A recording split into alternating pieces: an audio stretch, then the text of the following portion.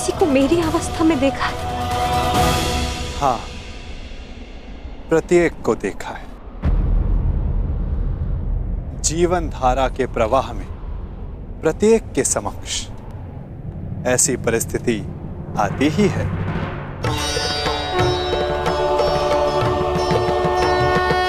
मैं तो ये भी नहीं जानती कि जो इस समय मुझसे बात कर रहा है वो कौन है। मनुष्य का परिचय उसके कर्म होते हैं या किसी नहीं।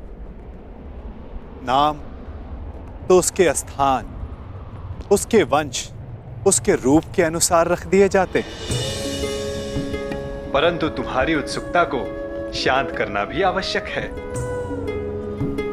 तुम द्रुपद की द्रौपदी हो तो मैं वसुदेव का वासुदेव हूं। यदि श्यामल होने के कारण तुम कृष्णा हो तो मैं कृष्ण हूं। परंतु यदि इस समय कुछ सबसे अधिक महत्वपूर्ण है तो ये कि तुम चिंतित हो और मैं तुम्हारा शुभ चिंतक हूं। आपसे वार्तालाप करने का मेरे पास कोई कारण तो नहीं है, परंतु आपसे बात करके अच्छा लगता है। आपसे वार्तालाप करके मन को एक विचित्र शांति तो मिलती है, परंतु मन में आए प्रश्नों का उत्तर नहीं। और क्या प्रश्न है जिनका तुम्हें उत्तर चाहिए कृष्णा? एक ही तो प्रश्न है, मेरे जन्म का उद्देश्य क्या है? मेरे जीवन का लक्ष्य क्या है? प्रणाम द्वारकाधीश। महाराज द्रुपद और कुमार दृष्टद्युम्न आपके निवेदन पर अग्निकुंड के स्थल पर आपकी प्रतीक्षा कर रहे हैं। उन्हें कहो मैं आ रहा हूं। मेरे प्रश्न का उत्तर दिए बिना जा रहे हैं वासुदेव। इस समय किसी और की शंका का निवारण करना अधिक आवश्यक है पांचाली।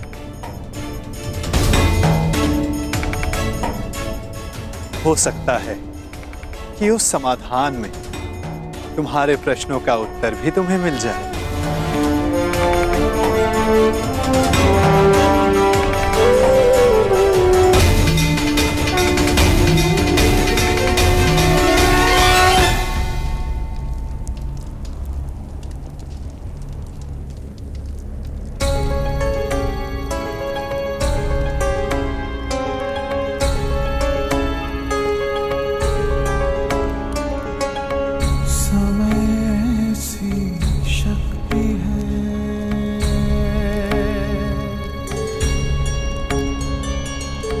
सभी समय से हारे, राजा हो या रंक सभी बनते रहे बेचारे। समय बड़ा महान है इस जग में, समय बड़ा महान, समय बड़ा महान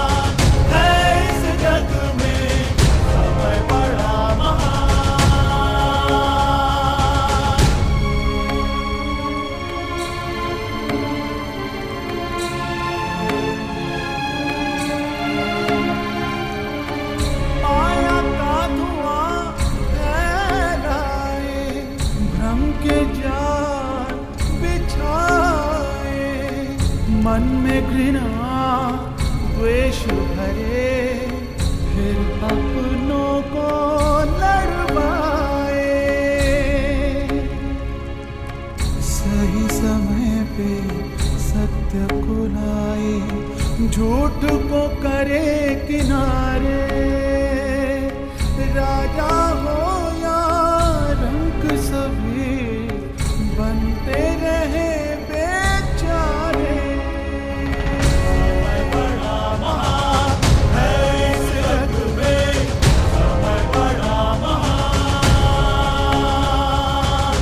समय बड़ा महान है इस जग में,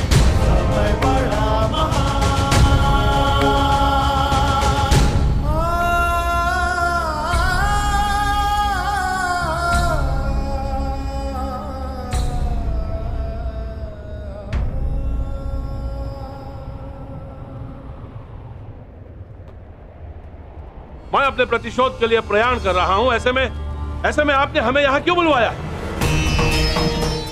एक परीक्षण के लिए, एक प्रयोग के लिए।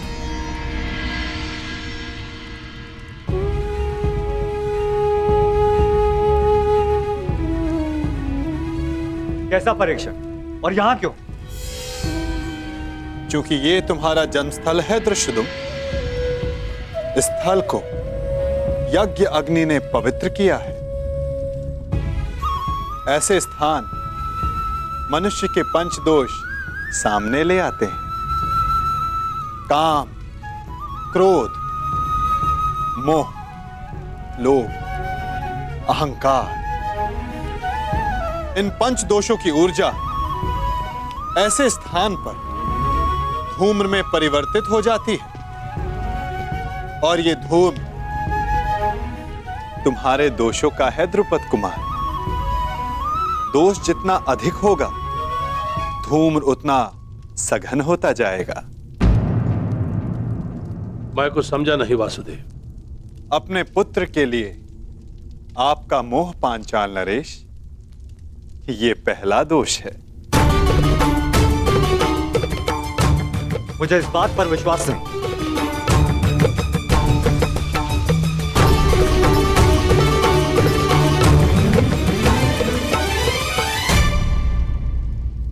धूम्र बढ़ गया ना, चूंकि दूसरा दोष समक्ष आ गया, मद। इन सब बातों का मंतव्य क्या है वासुदेव? क्या आप हमें हस्तिनापुर पर आक्रमण करने से रोकना चाहते हैं? नहीं, इसके विपरीत मैं तो इस आक्रमण में आपका साथ देना चाहता हूं पांचाल नरेश।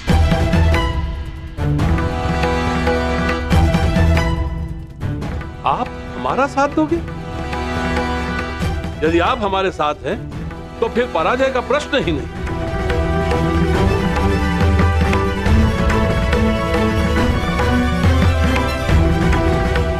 लोभ, तीसरा दोष। परंतु मैंने जो कहा, मेरा मंतव्य वही है पांचाल नरेश।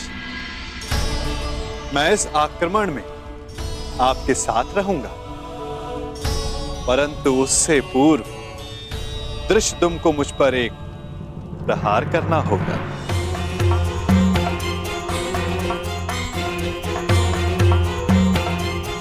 क्या? हाँ, मात्र एक प्रहार। मुझे यह जांचना है कि इस युद्ध में जिसका सहभागी बनने जा रहा हूं, क्या वो मेरे साथ का पात्र है भी या नहीं। परखना चाहता हूं कि ये महायोद्धा द्रोणाचार्य का वध करने में सक्षम है भी या नहीं।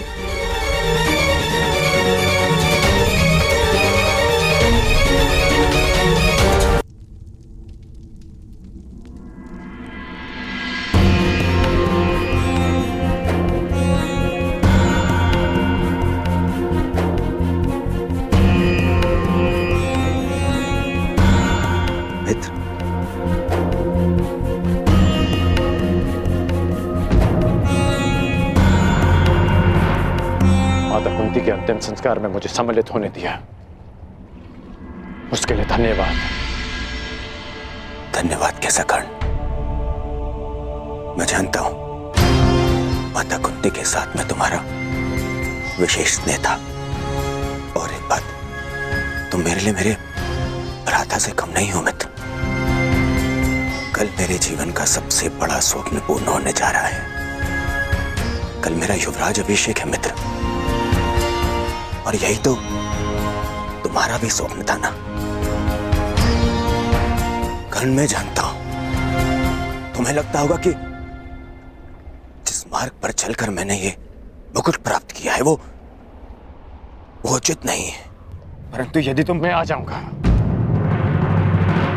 तुम्हारे अभिषेक के लिए मैं प्रस्तुत रहूंगा।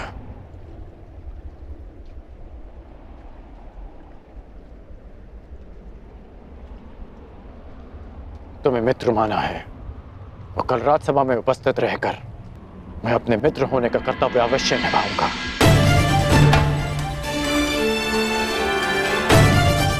मैं जानता था मेरा ये मित्र मुझे कभी निराश नहीं करेगा।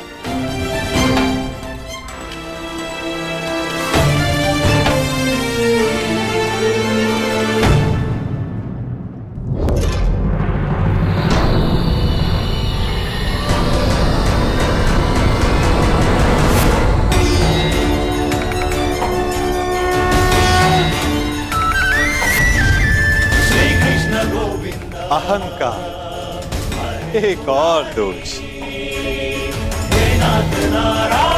क्या हुआ दृष्टिदुम? आगे बढ़ो, प्रहार करो।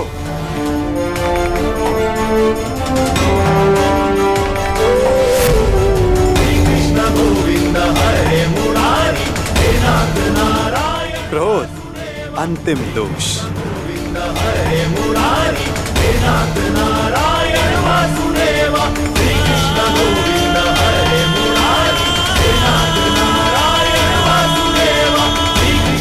वासुदेव, मैं आपका मंतव्य समझ गया। मेरा पुत्र अभी द्रोण से युद्ध करने के लिए तैयार नहीं है। अब ये माया समाप्त कीजिए वासुदेव।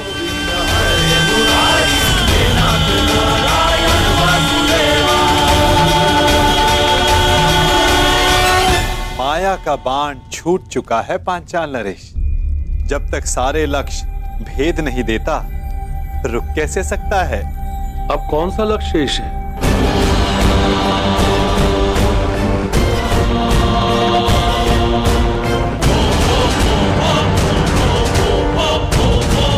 नहीं, रुको पुत्र।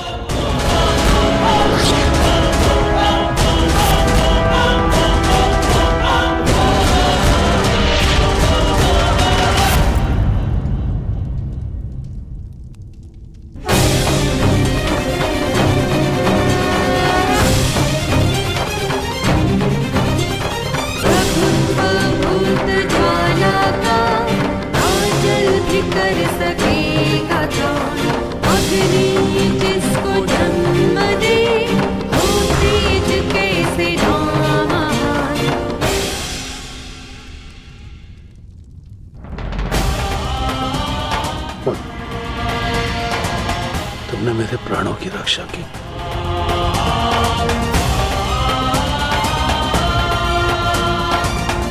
पश्चाताप, भूल का पश्चाताप पांचाल नरेश।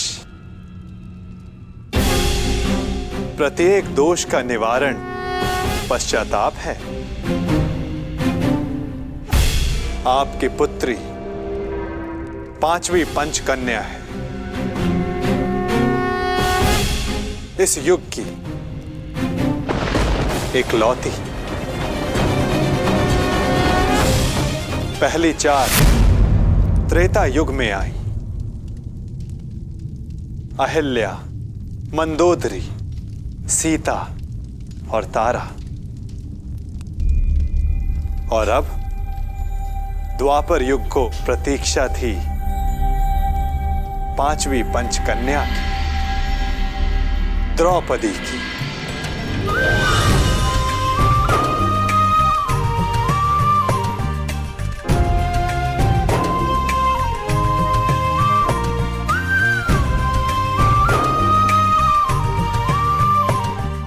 अब तुम्हारे प्रश्नों का उत्तर देने का समय आ गया है पांचाली। मनुष्य के जीवन का लक्ष्य और प्रयोजन भिन्न होते हैं। अर्जुन से विवाह तुम्हारे पिता का प्रयोजन था। तुम्हारे जीवन का लक्ष्य बहुत ऊंचा, बहुत आगे है द्रौपदी। एक बार मेरी दृष्टि से अपने आप को देखो, अपने लक्ष्य को देखो। आपकी दृष्टि में मेरे जीवन का लक्ष्य क्या है वासुदेव? परिवर्तन। केवल एक मनुष्य के जीवन का परिवर्तन नहीं, समस्त संसार के जीवन में। इतिहास की धारा को परिवर्तित करना है तुम्हें। पातक नाशी, तुम्हें पापों का नाश करना है।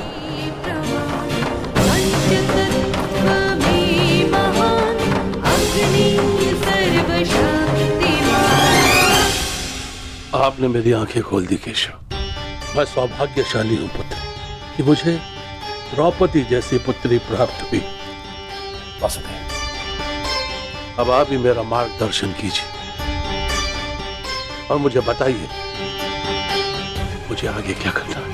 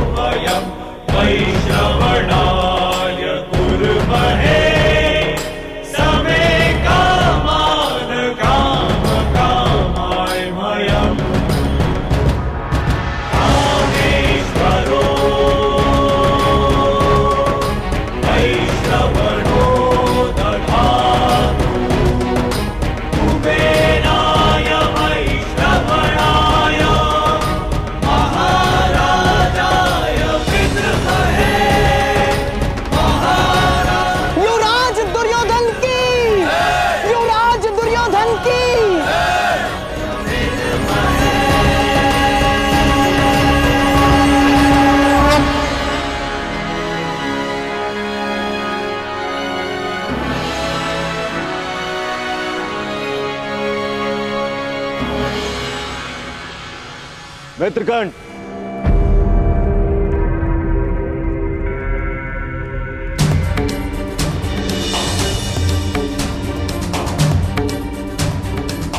आज मैं बहुत प्रसन्न हूं मित्र,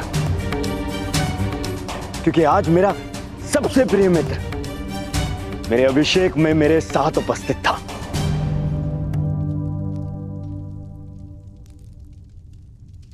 मैं यहाँ आया क्योंकि एक मित्र के अभिषेक में उपस्थित होना मेरा कर्तव्य था।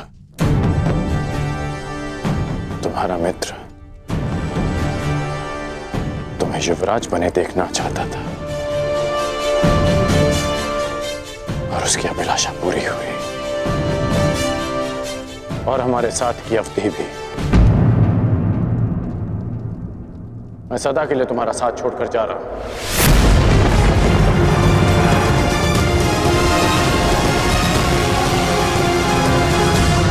युग बदल रहा है पांचाल नरेश। समय की धारा ऐसी मोड़ पर आ गई है जहां परिवर्तन का प्रारंभ होगा। शीघ्र ही इतिहास करवट लेगा। समय चक्र की अंगड़ाई सृष्टि को झंझोर देगी। पंचदोष बढ़ेंगे और ये सब होगा एक महान शांति के लिए, संसार के कल्याण के लिए, संसार की भलाई के लिए। और इस दिशा में प्रथम सोपान होगा पांचाली का स्वयंवर।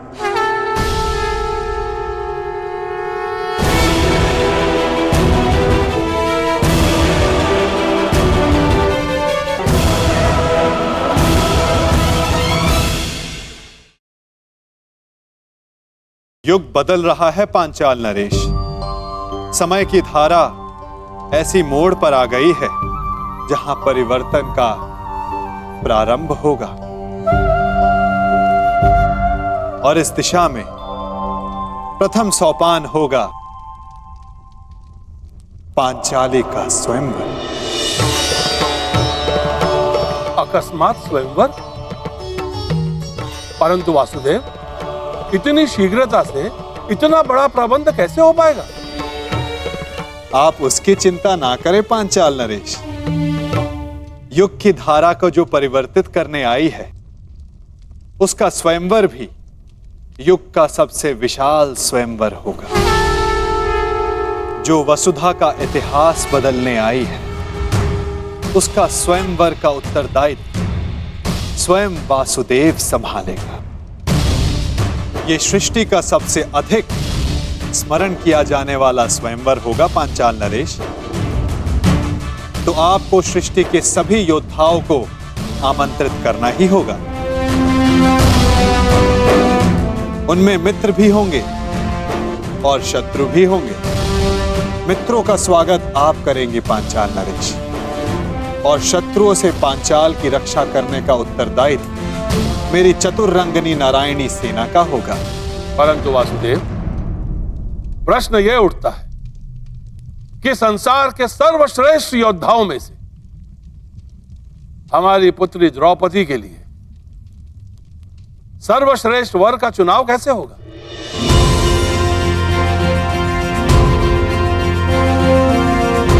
सर्वश्रेष्ठ वर का चुनाव तो परीक्षा से ही हो सकता है पांचाल नरेश। जिस याज्ञसेनी को पाने के लिए आपने इतना परिश्रम किया, उससे विवाह करने के लिए उतना ही ऊंचा मानदंड होगा। द्रौपदी को वही पा सकेगा जो एक असंभव दिखने वाले लक्ष्य को साध सके। और वो असंभव लक्ष्य क्या होगा वासुदेव? वो लक्ष्य ना कथा में किसी ने सुना होगा, ना स्वप्न में किसी ने देखा होगा, ना कल्पना में किसी ने सोचा होगा। युग के सबसे स्मरणीय स्वयंवर का निमंत्रण भी सबसे विलक्षण होगा। ये निमंत्रण नहीं, चेतावनी होगी कि अग्निसुता याज्ञसेनी से विवाह करने की इच्छा वही रखें जिनमें अग्नि की ज्वालाओं से खेलने का साहस है। सबसे आवश्यक बात, हस्तिनापुर को यह निमंत्रण भिजवाना मत भूलिएगा। पांचाल की ओर से आपके लिए युवराज। इसमें क्या हो सकता है?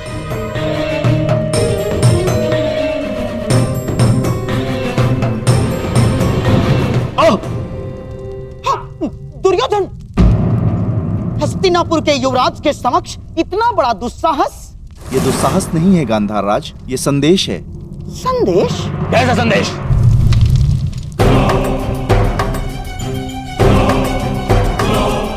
वीरों का आभूषण है। वीर मनुष्य ही वो पा सकता है जिसका वो अधिकारी हो। ये स्वयंवर इस युग का सबसे बड़ा स्वयंवर होगा, क्योंकि संसार का सबसे बड़ा और सच्चा योद्धा ही पांचाल राज की कन्या का वरण करने का सौभाग्य प्राप्त कर सकेगा। परंतु स्मरण रहे, ये स्वयंवर एक अग्नि परीक्षा सिद्ध होगा। वो अग्नि जो पवित्र को अधिक पवित्र करती है और अपवित्र का नाश करती है।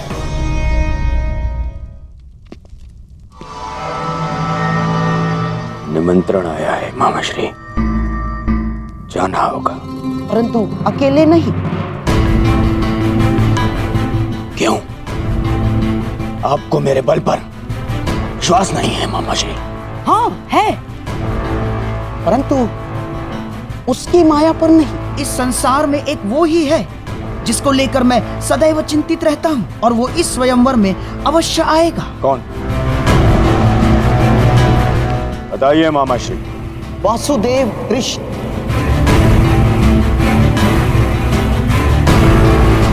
वासुदेव कृष्ण? हाँ, वासुदेव कृष्ण। वो कब, कहाँ, क्या कर जाए? कुछ कहा नहीं जा सकता। राजनीतिज्ञों में महाराजनीतिज्ञ, कूटनीति में महाकूटनीतिज्ञ, योद्धाओं में महायोद्धा और छलियाओं में महाछलिया है वो। तुम तो जानते ही महाबली जरासंध को कैसे नचाया है उसने आज तक। हाँ मामाश्री। उसकी काट तो मेरे पासों के पास भी नहीं। वो तुम्हारे साथ कोई खेल ना कर बैठे, इसलिए तुम अकेले नहीं जाओगे ना। और हाँ, पांचाल अब मित्र नहीं शत्रु राज्य है, और तुम द्रुपद के शत्रु राज्य के युवराज। फिर क्या किया जाए मामाश्री? इस समय तुम्हें अपने धनुर्धारी मित्र की सबसे अधिक आवश्यकता है।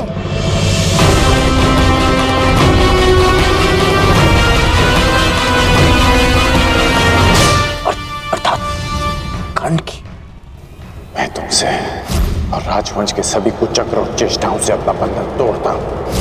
आज के पश्चात हमारा कोई संबंध नहीं।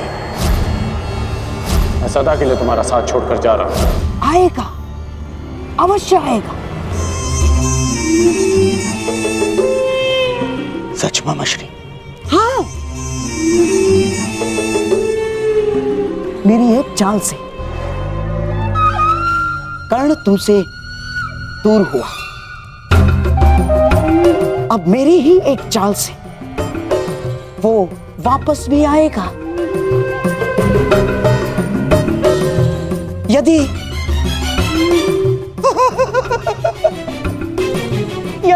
मेरी बात मानोगे तो ना केवल कर्ण वापस आएगा, बल्कि तुम्हारा त्याग करके कभी नहीं जाएगा। कर्ण को वापस अपने जीवन में लाने के लिए मैं कुछ भी कर सकता हूं मामाश्री, कुछ भी।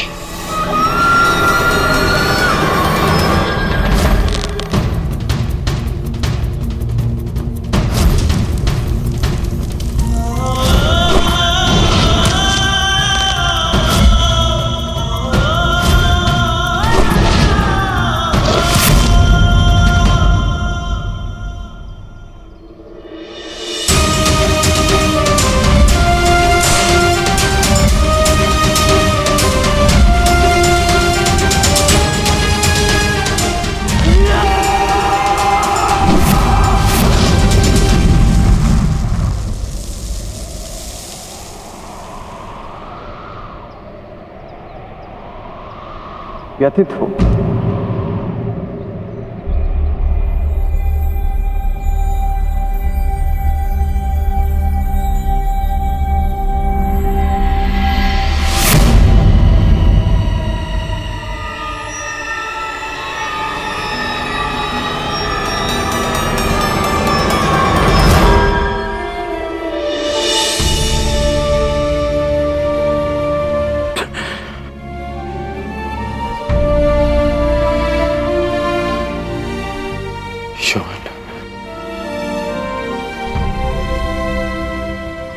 एक बार फिर से असफल हुआ।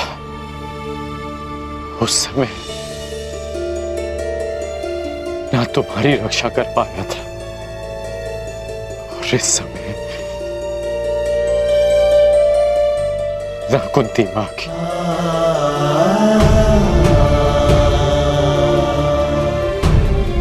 परिवर्तन का स्वप्न देखने वाला, अन्याय का प्रतिकार करने का वचन देने वाला ये कर्ण नियति की कसौटी पर असफल हो गया। परिवर्तन लाना, अन्याय का प्रतिकार कर पाना यदि इतना सरल होता कोई भी कर लेता। उसके लिए राधे को इतना परिश्रम करने की, इतना कष्ट सहने की कोई आवश्यकता नहीं। आप नियति की कसौटी पर असफल तब होंगे जब परिवर्तन का अपना स्वप्न छोड़ देंगे। राजकुमार दुर्योधन का साथ छोड़कर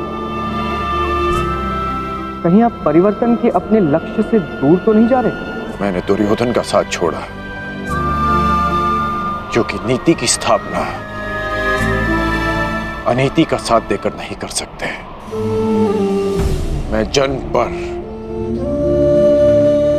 कर्म की श्रेष्ठता सिद्ध करना चाहता हूं और वो अनुचित कर्म के साथ नहीं हो सकती। यदि अंक का मुकुट त्याग दिया तो आपके दायित्व का क्या होगा? मैंने मुकुट को छोड़ा है, अपना दायित्व नहीं। परिवर्तन के लिए मेरा संघर्ष सदा रहेगा। तो अंग हो या भुगत ग्राम, क्या अंतर पड़ता है? जब आपके प्रयास के लिए अंग या भुगतग्राम में अंतर नहीं है तो हस्तिनापुर क्यों नहीं? आप ही कहते थे ना कि परिवर्तन सोच से प्रारंभ होता है, और जिस राजकुमार दुर्योधन ने आपकी सोच का साथ दिया, शकुनी उसकी सोच को मैला कर रहा है। कुमार दुर्योधन आपके मित्र हैं। यदि आप उनके साथ रहते तो कदाचित उन्हें अनुचित मार्ग पर जाने से रोक पाते। दुर्योधन का साथ छोड़ना उचित प्रतिक्रिया हो सकती है, परंतु क्या ये उचित हल है? मैंने दुर्योधन का नहीं, उसके कर्मों का, उसके निर्णय का साथ छोड़ा है।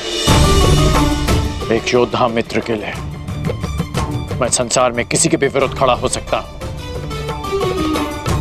परंतु षड्यंत्रकारी के लिए नहीं, कभी नहीं। यदि दुर्योधन उचित मार्ग पर... अंगराज, युवराज दुर्योधन ने अपने आप को कक्ष में बंद कर लिया है और कक्ष में अग्नि लगा दी है। शीघ्र ही चलिए। अनुज,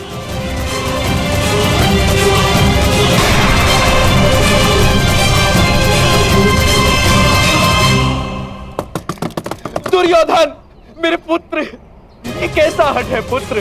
दुर्योधन, बाहर आ जाओ। दुर्योधन, पीछे हटिए। पुत्र, पुत्र, ये क्या किया तुमने? स्वयं अग्निकांड क्यों किया? एक अग्निकांड पहले किया था, परंतु उसने मेरे शत्रुओं के साथ साथ मेरे परम मित्र को भी मुझसे छीन लिया, और अब ये अग्निकांड है मेरे पश्चाताप की अग्निकांड। अति उत्तम, जैसा मैंने कहा वैसा ही कर रहे हो।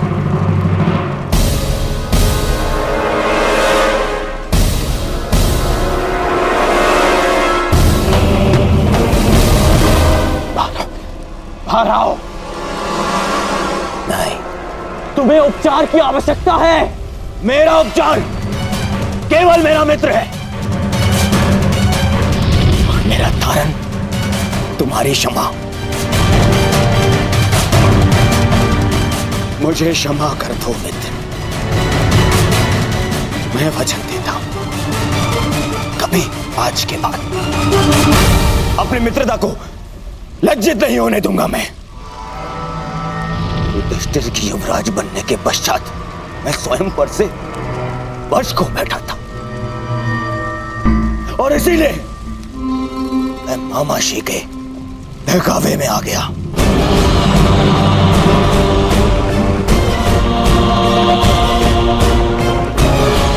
अब इन बातों का कोई लाभ नहीं। धनुष से निकला हुआ बाण लौट कर नहीं आता। बाहर आओ। परंतु मैं कैसे योद्धा को अवश्य जानता हूं जिसमें अपना बाण वापस लाने की क्षमता है,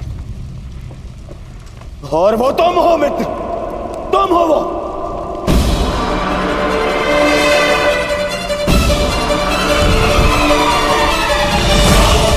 मेरी बात मानो, आग बढ़ रही है, बाहर आओ।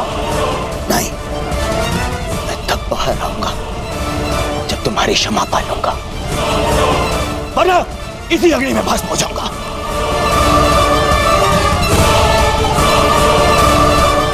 तुमने तो पीड़ा उठाया है ना मित्र, परिवर्तन का। तो मुझे एक अवसर तो दो ताकि मैं ये सिद्ध कर पाऊं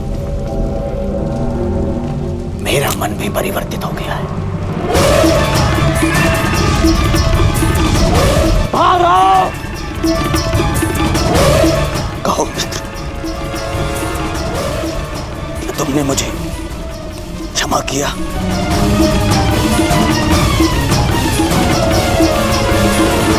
ओ मित्र, क्या तुमने मुझे क्षमा किया? ठीक है, मैंने तुम्हें क्षमा किया। अपना हाथ दो मुझे, हाथ दो। बस हो गया मेरे होने वाले सम्राट, अब बाहर आ जाओ। ये हमारी योजना का भाग नहीं था। बस हो गया अभिनय। अग्नि बढ़ रही है, तुम्हारा अंत हो जाएगा। मेरे होने वाले सम्राट बाहर आ जाओ, ये योजना अस्त हो जा। बस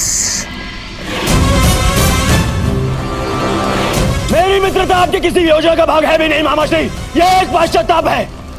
मित्र का पश्चाताप एक जिसने अपने मित्र को ठेस पहुंचाई है। मैंने बहुत से पाप किए, परंतु उनका मूल्य मैं तुम्हें खोकर नहीं चुकाना चाहता। बोलो घर, तुम मेरे साथ हो?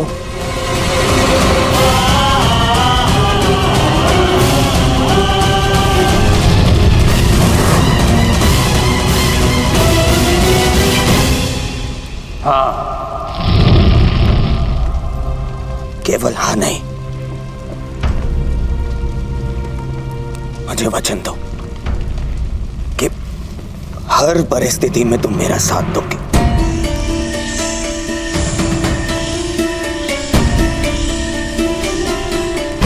मैं वचन देता,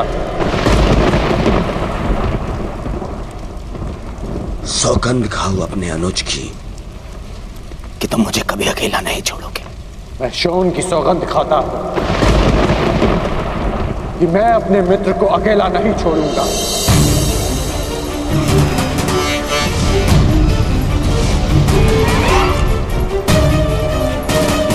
अब अपना हाथ आगे बढ़ाओ मित्र, हाथ आगे बढ़ाओ। हाँ मित्र,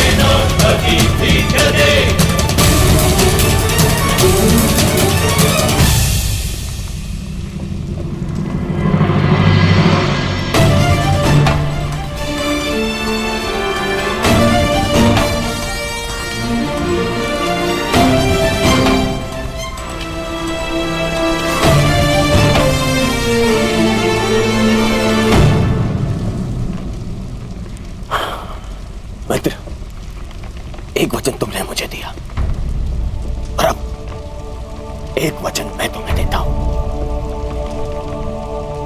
आज के बाद कभी कोई कुचक्र नहीं रचूंगा, कभी कोई ऐसा कर्म नहीं करूंगा जो तुम्हारी दृष्टि में अनुचित हो। तब तक नहीं जब तक कोई मुझे उकसाएगा नहीं।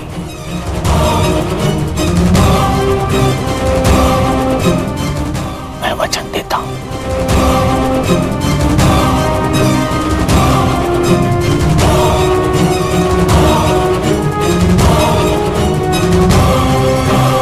वासुदेव, मैं अब तक आपको तनिक भी नहीं समझ पाई हूँ। क्या मैं इतना जटिल हूं पांचाली? परंतु आप इतने सरल भी तो नहीं। जब मेरे पिताश्री ने मुझे अस्वीकार किया था, तब आपने ये सुनिश्चित किया कि वो पूरे सम्मान के साथ मुझे स्वीकारे।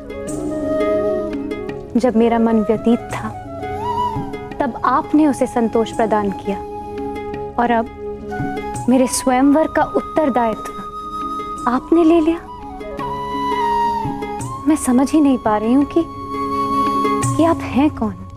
मुझे ज्ञात ही नहीं था कि मैं प्रश्नों का उत्तर देने में इतना असमर्थ हूं। मुझे लगा मैं तुम्हें बता चुका हूं कि मैं वासुदेव कृष्ण हूं। अब आप मेरे साथ ये नाम का खेल मत खेलिए। मैं आपका नाम नहीं, आपका परिचय जानना चाहती हूँ। आपका सत्य क्या है? आप क्यों मेरी इतनी सहायता कर रहे हैं? और इस बार मुझे कोई पहेली नहीं, संतोषदायक उत्तर चाहिए। तुम्हारे इस प्रश्न के उत्तर में मैं तुम्हें एक मनोरंजक कथा सुना सकता हूं और एक नीरस उत्तर भी दे सकता हूं। अब चयन तुम्हारा है कि तुम क्या सुनना चाहती हो। तो पहले मैं नीरस उत्तर सुनना चाहूंगी।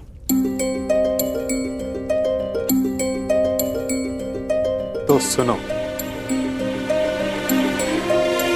मैं तुम्हारा सखा हूं, तुम मेरी सखी,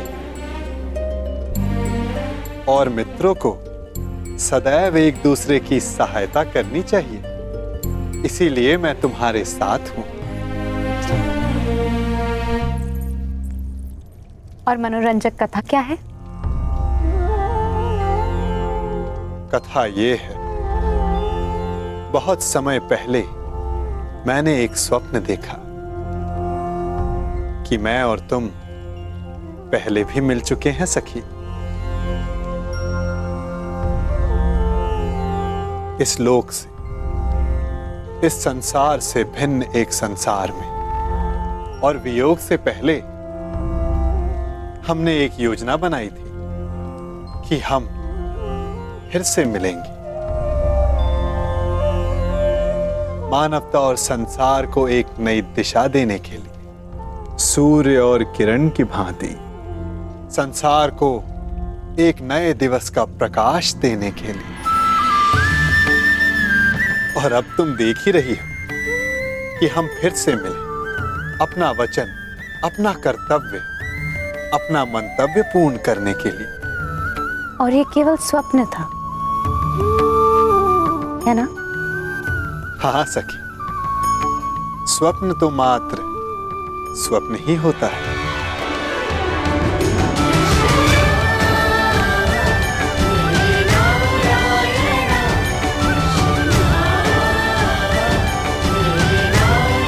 परंतु मेरा स्वप्न सदा नवीन सृष्टि का निर्माण करता है, और सृष्टि को नई दिशा देने का समय आने को है।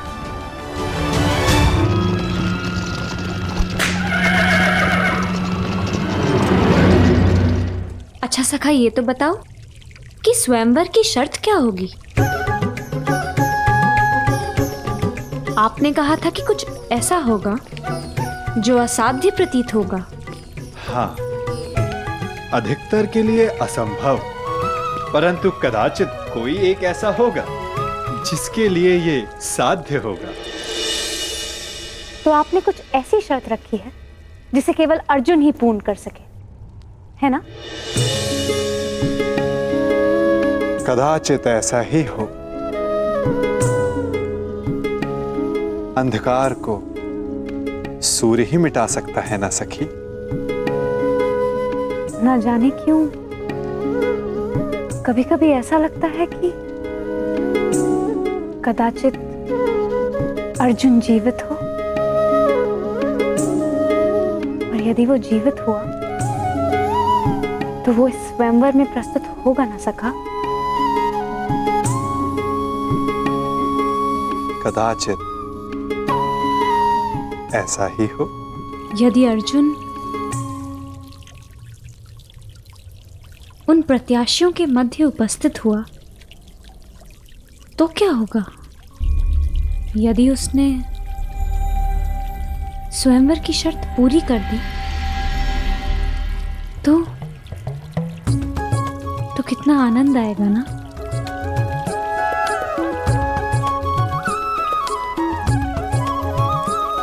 कदाचित। ठीक है, हर प्रश्न के उत्तर में कदाचित मत दो मेरे प्रश्नों का उत्तर सखा। मैं जा रही हूं। मैं स्वयं परीक्षण कर लूंगी कि आपकी परीक्षण में कौन खरा उतरने वाला है।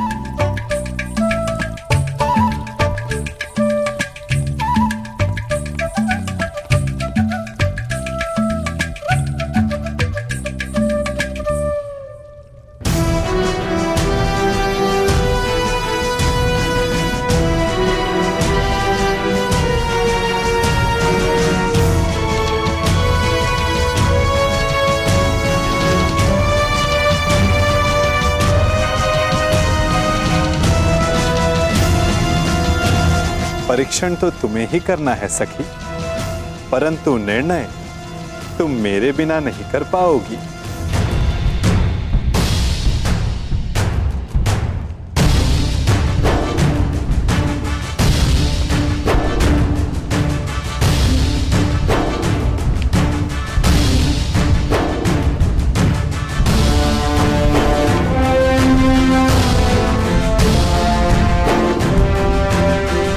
स्वागत है। पांचाल नरेश हस्तिनापुर के युवराज का स्वागत करता है। आपके स्वागत में चुनौती है पांचाल नरेश, परंतु आपका स्वागत मैं स्वीकार करता हूं। आओ कर।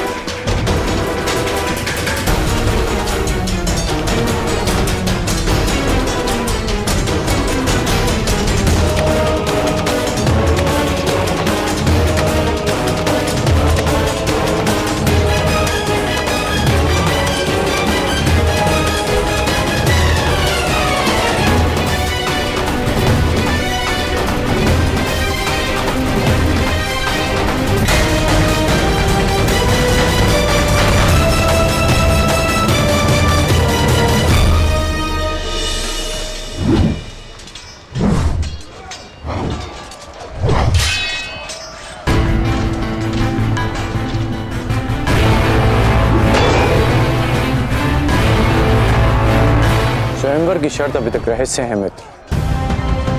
तुम देख रहे हो कि हर योद्धा अपने अपने कौशल का अभ्यास कर रहा है, क्योंकि कोई नहीं जानता कि वासुदेव ने क्या सोचा है।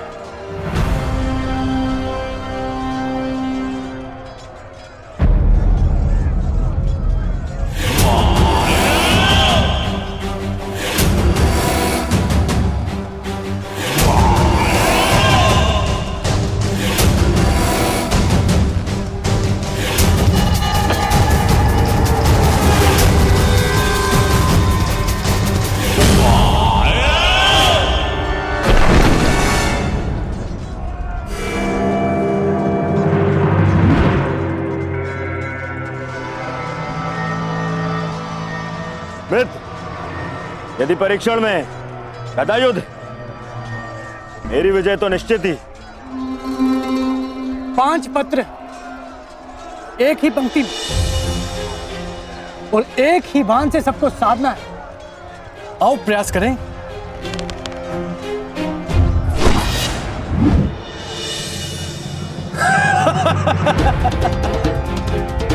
तुमसे तो एक भी लक्ष्य नहीं साधा गया प्रयागराज। तुम तो अपना धनुष ही उठा लो, वही पर्याप्त है काशी नरेश।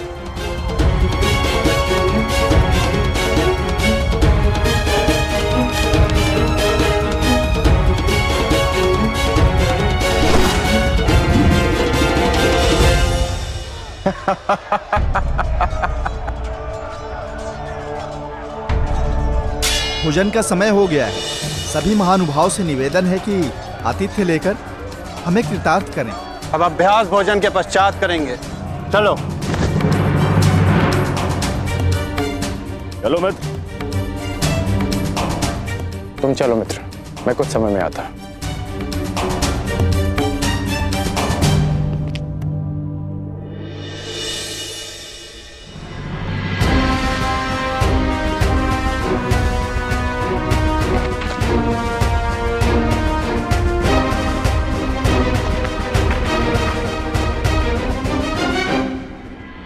परीक्षण का उपक्रम संपन्न हुआ देवी, अब आप बाहर आ सकती हैं।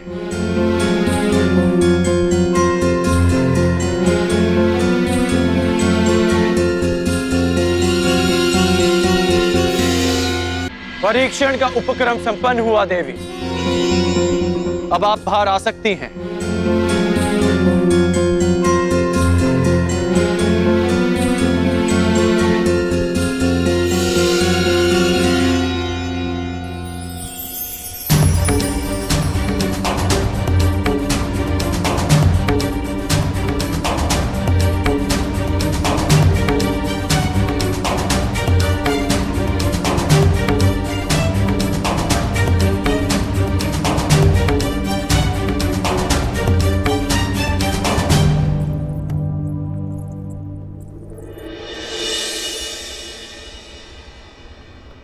ये राजभवन आप ही का है, फिर इस तरह छिपकर देखने का कोई विशेष कारण याज्ञसेनी? आपने मुझे कैसे पहचान लिया? आपकी दृष्टि से पहचाना, वो दृष्टि जो यहां किसी को ढूंढ रही है। स्वयंवर में भाग लेने वालों के अभ्यास स्थल पर परीक्षण दृष्टि रखने वाली स्वयंवरा पांचाली के अतिरिक्त और कौन हो सकती है? परंतु मेरी दृष्टि इतनी कुशल भी नहीं कि किसी को देखकर ही उसका परिचय ले ले। आपको अपना परिचय स्वयं देना होगा भद्र। मैं राधेकर, और आप स्वयंवर में भाग लेने नहीं आए।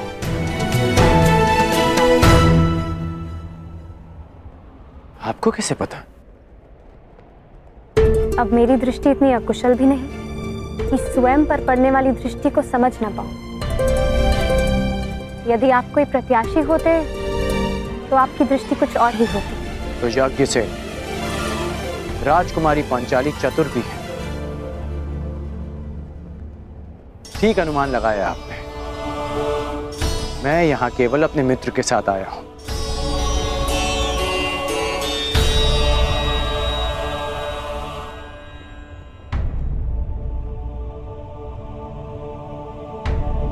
और आपके मित्र कौन हैं? युवराज दुर्योधन। ये राजसी विधियां और निमंत्रण मेरे लिए नहीं है और ना ही मेरी इनमें रुचि है।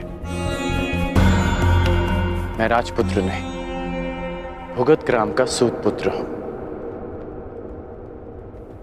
मनुष्य का जन्म महत्वपूर्ण नहीं, यदि कुछ महत्वपूर्ण है तो उसके कर्म। कर्म शब्दों से अधिक श्रेष्ठ माध्यम है मनुष्य और उसकी योग्यता के परिचय का। यदि आपकी सोच ऐसी है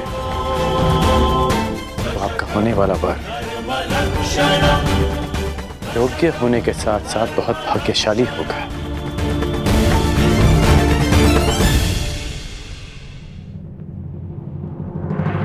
और आपकी योग्यता, आपका कौशल क्या है राधे?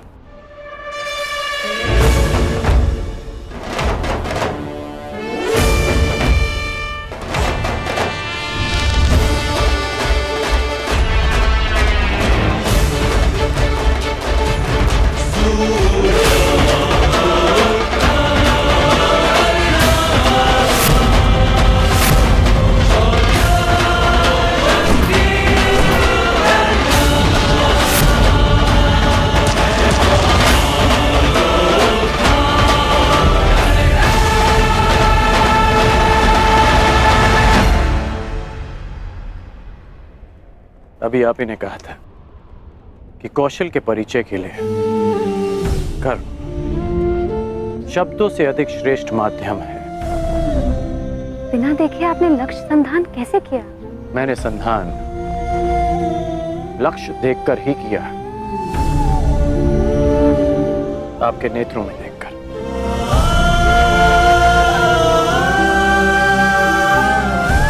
प्रणिपात राजकुमारी।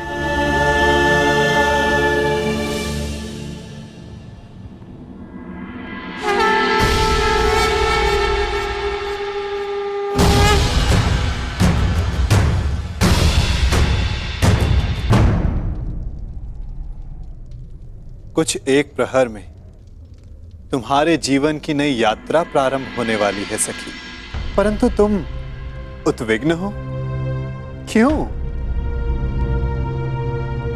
क्योंकि सखा, आपसे मिलने से पूर्व मैं अपनी नियति को जानना चाहती थी, परंतु आपसे मिलने के पश्चात मुझे यह विश्वास हो गया कि जो नियति ने निश्चित किया है वो अवश्य होगा। निसंदेह। यदि मैं अर्जुन की भार्या बनने इस संसार में आई थी, तो फिर मैं जीवित क्यों हूं? यदि अर्जुन ही जीवित नहीं। तुम्हारा प्रश्न उत्तम है सखी, परंतु उत्तर नियति के पास है। और तुम्हें क्या प्रतीत होता है? अर्जुन जीवित है?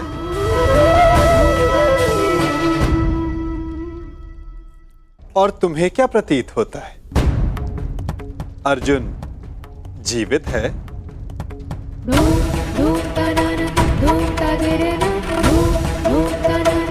मस्तिष्क कहता है नहीं, और मेरा हृदय कहता है हाँ। कुछ अजीब सा है मेरे भीतर, एक अज्ञात आभास जो कह रहा है कि मैं अर्जुन से अवश्य मिलूंगी।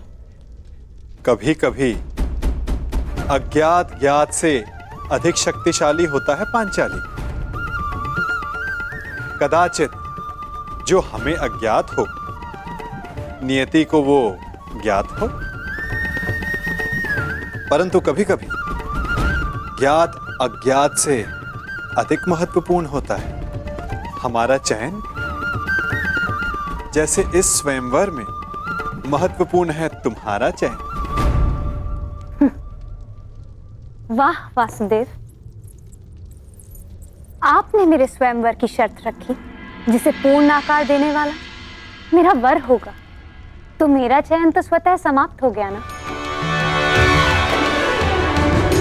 नहीं सके, जो शर्त पूरी करेगा उसका वर्ण तुम कर सकती हो, परंतु ये तुम्हारा अधिकार है कि किस वर को तुम नहीं चुनती हो।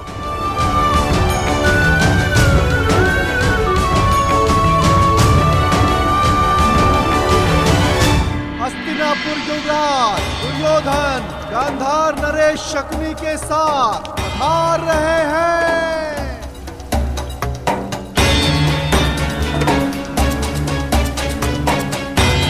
अब प्रवेश कर रहे हैं भद्र नरेश शल्य।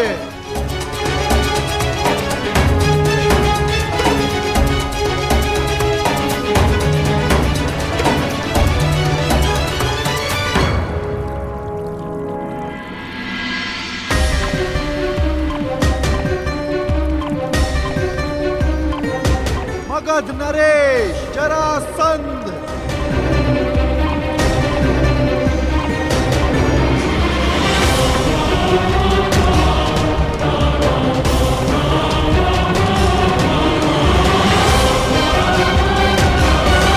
आप यहाँ अतिथि हैं मगध नरेश, इस स्वयंवर के प्रत्याशी, और मैं यहाँ स्वागत करता हूँ।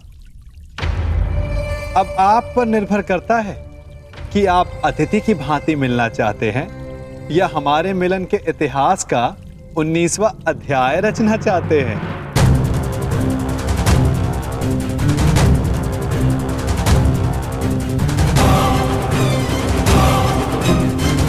मगध नरेश, स्वागत है आपका।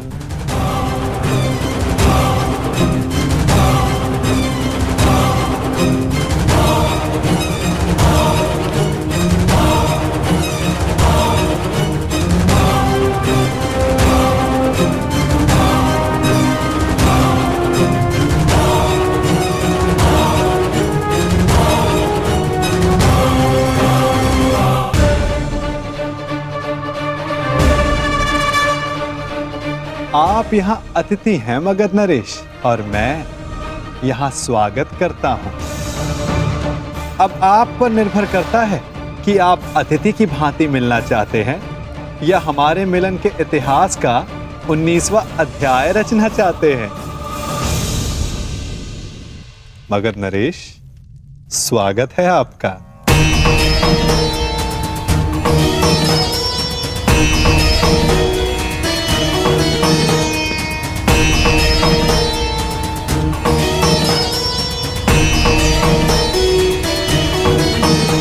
देख रहे हो मेरे होने वाले सम्राट, ये नटखट कैसे चटपट चटपट बोले जा रहा है?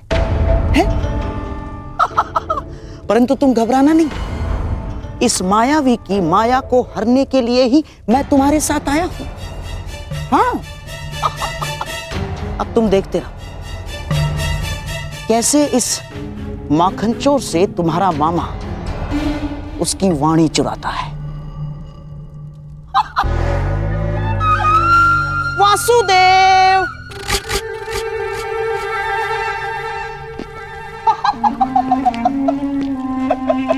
अरे गांधार नरेश, कैसे हैं आप? और ये क्या हाल बना लिया आपने अपना? मुझे आज भी स्मरण है, एक समय आप संपूर्ण आर्यव्रत के सबसे सुंदर, सबसे सुशोभित पुरुषों में से एक थे। और अब मुझे अपने नेत्रों पर विश्वास ही नहीं हो रहा। भ्राता दुर्योधन, मित्र कर्ण, यहां आओ, शीघ्र आओ। दुर्योधन, अब तुम ही बताओ, क्या मैं असत्य कह रहा हूं? एक समय था जब मामा श्री कितने आकर्षक दिखा करते थे। कमल समान नयन, हृष्ट पुष्ट शरीर, शीतल वाणी, मधुर मुस्कान। परंतु अब सब बदला सा लग रहा है। कभी कभी लगाई गई किसी अग्नि का ताप मनुष्य के मुख को झुलसा देता है।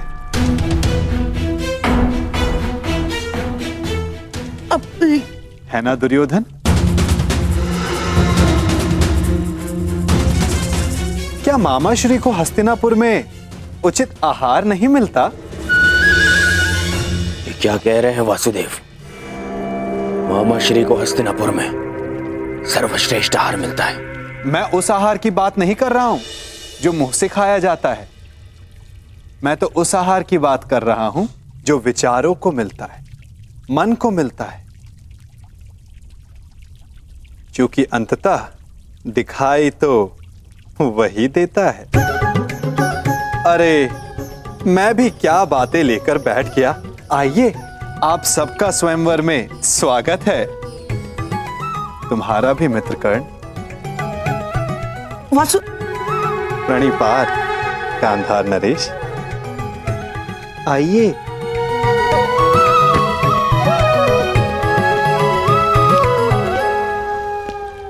तुम मेरे साथ आओ राधे। बहुत समय हो गया, सोचा तुमसे पूछ लूं कि सब कुशल मंगल है या नहीं। कितना महान चिंतक शकुनी, परंतु उतना ही लक्ष्यहीन, जैसे एक महान ब्रह्मास्त्र अपना मार्ग भूल गया हो कर्ण। जब तक अग्नि वश में होती मनुष्य को भोजन देती, यदि अग्नि वश से बाहर हो जाए तो मनुष्य का भोज कर लेती है ना कर्ण?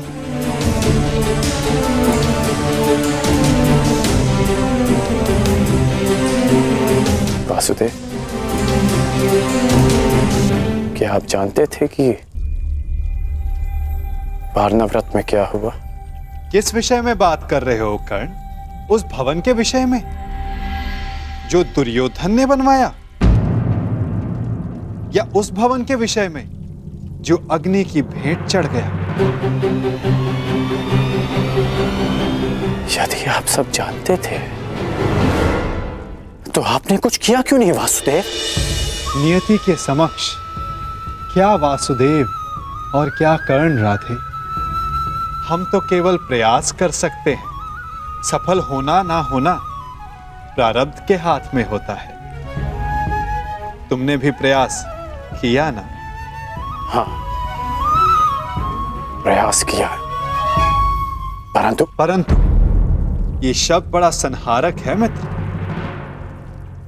कहीं ऐसा तो नहीं कि तुम फिर से कोई वचन दे बैठे कर्ण? मैं वचन देता हूं, मैं शोन की सौगंध खाता हूं कि मैं अपने मित्र को अकेला नहीं छोड़ूंगा।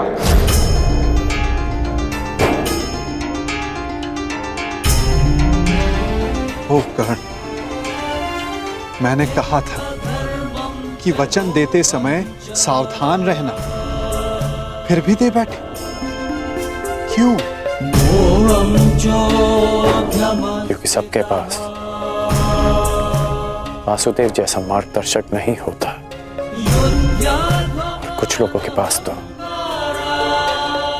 शकुनी जैसे पथभ्रष्टक होते हैं। इसलिए मैंने अपने मित्र का साथ दिया और उसे वचन भी। यदि धनुष मध्य में से कच्चा हो तो धनुधर को घायल कर सकता है। योद्धा का खड़ग शत्रु के आक्रमण को रोक सकता है, परंतु समय के बवंडर को नहीं। कहीं ऐसा ना हो कि तुम एक असफल योद्धा सिद्ध हो जाओ कर्ण। योद्धा का धर्म युद्ध है, फिर वो उस युद्ध में सफल हो या असफल। और आप भूल रहे हैं वासुदेव कि मैंने पंख के स्थान पर पाषाण खंड होना चुना है। और मैंने क्या कहा था कि हमारा चयन ही हमारा भविष्य निर्धारित करता है कर्ण। स्मरण है? आपने मुझे यह स्मरण करवाने के लिए रोका है? नहीं, मैंने तुम्हें रोका है एक मंत्रणा देने के लिए कर्ण, कि स्वयंवर में तुम प्रतिभागी मत बनना। स्वयंवर में भाग लेने की मेरी कोई मंशा नहीं। तो फिर मुझे वचन दो कि चाहे जो भी, तुम स्वयंवर में भाग नहीं लोगे। आप ऐसा क्यों कह रहे हैं?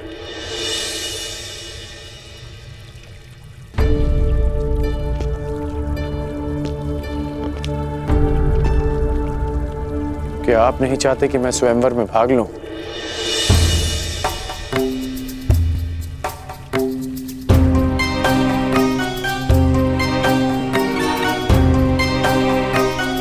कहीं ऐसा तो नहीं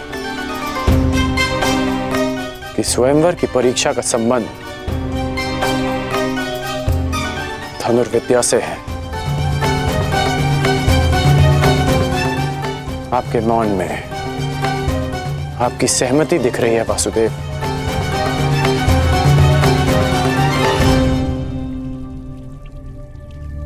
मैंने तुमसे एक वचन मांगा है राधे। आप ही ने मुझे सिखाया है कि बिना सोचे समझे किसी को वचन नहीं देना चाहिए। मैं स्वयंवर में भाग नहीं लूंगा, परंतु तब तक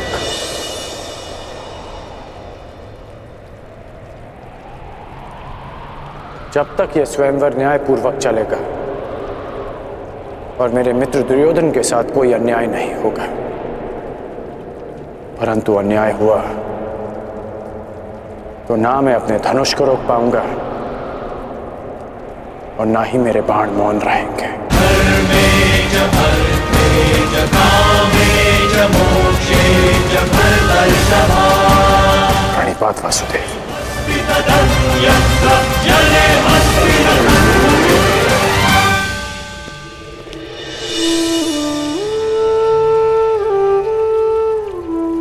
कदाचित तुमने ये विचार दुर्योधन को वचन देने से पूर्व किया होता तो भविष्य कुछ और होता मित्र।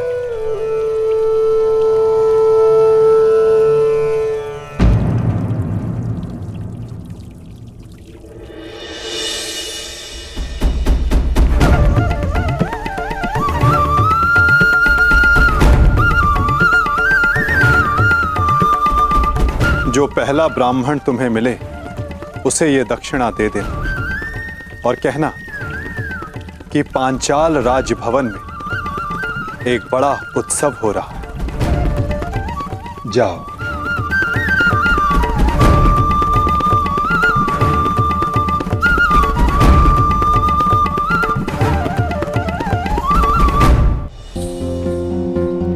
कहां से ढूंढूं ब्राह्मण? ये तो उनके भिक्षाटन का समय भी नहीं है। वो रहे ब्राह्मण।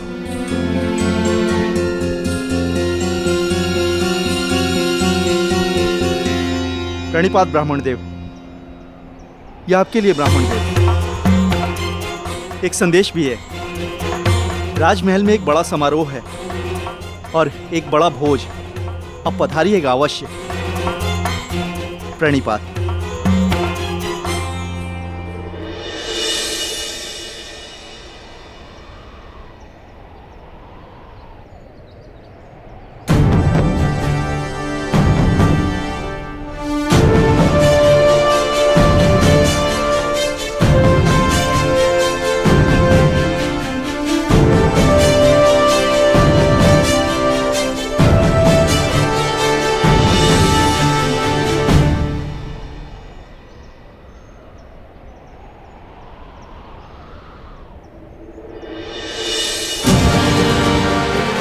स्वर्ण मुद्रा हमारी आवश्यकता के अनुसार भिक्षा मिल गई अर्जुन। चलो अब घर चलें। परंतु भ्राताश्री, मुझे लगता है कि हमें राजप्रसाद चलना चाहिए। कदाचित कहीं वहां तक कि हमारी आवश्यकता पूर्ण हो जाए।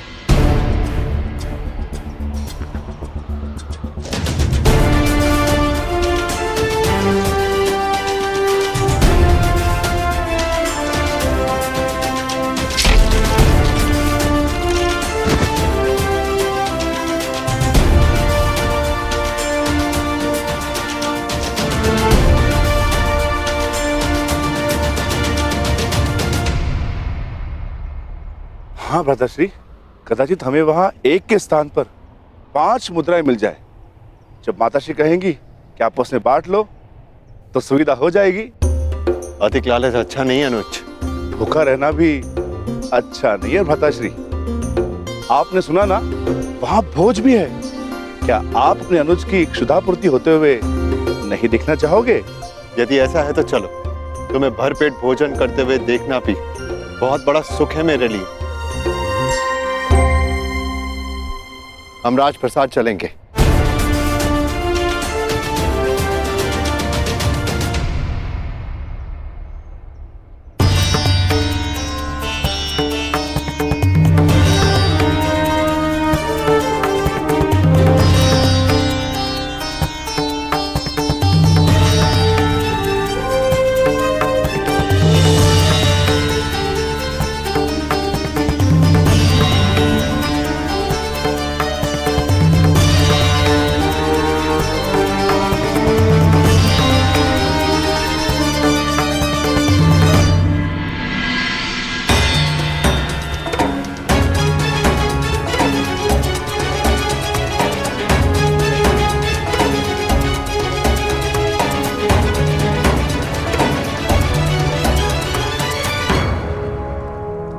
आमंत्रित अतिथियों का पांचाल में हार्दिक स्वागत। आप सभी यहाँ मेरी पुत्री याज्ञसेनी के स्वयंवर में भाग लेने के लिए पधारे।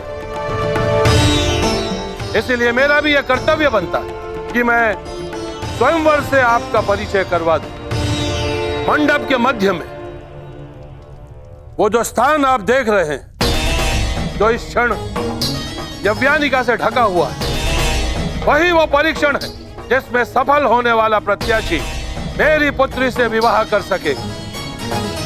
परंतु निश्चित रूप से यह परीक्षण सरल नहीं होगा।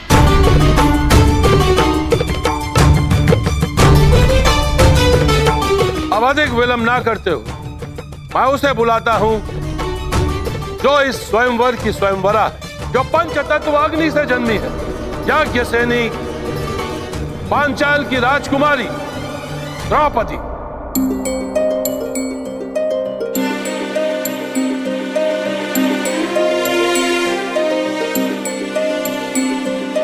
कुमारी चापि पांचाली वेदी मध्यात् समुत्थिता सुभागा दर्शनीयांगी स्वासिताय तलोचना।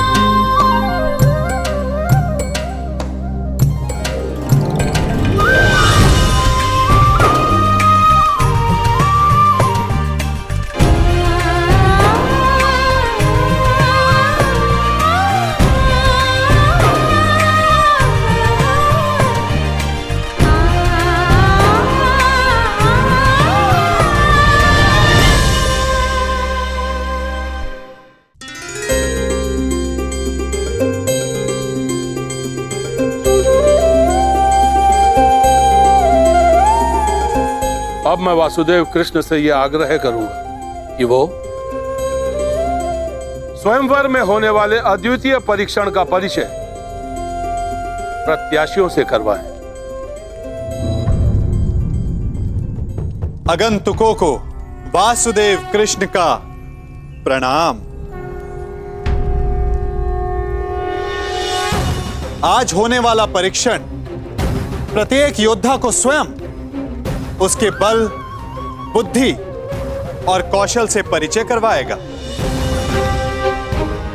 इस परीक्षा में खरा उतरने के लिए प्रतिभागी में विलक्षण गुणों का होना आवश्यक है।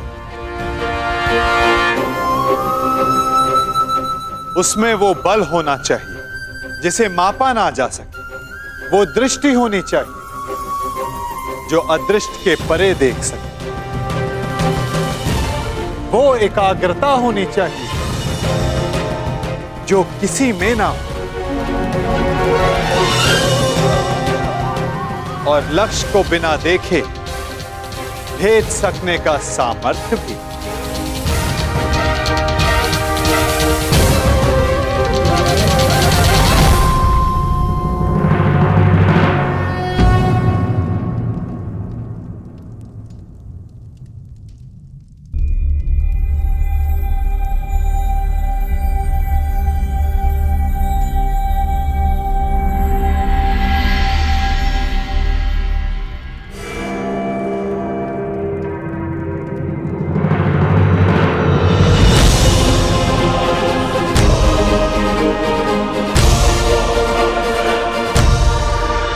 मुझे वचन दो कि चाहे जो भी हो, तुम स्वयंवर में भाग नहीं लोगे।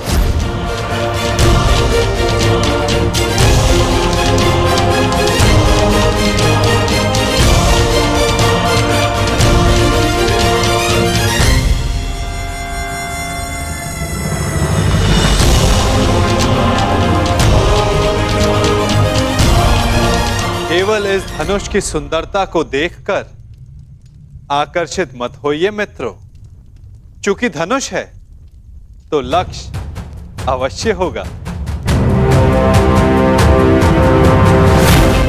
सोचिए, कहां होगा आपका लक्ष्य?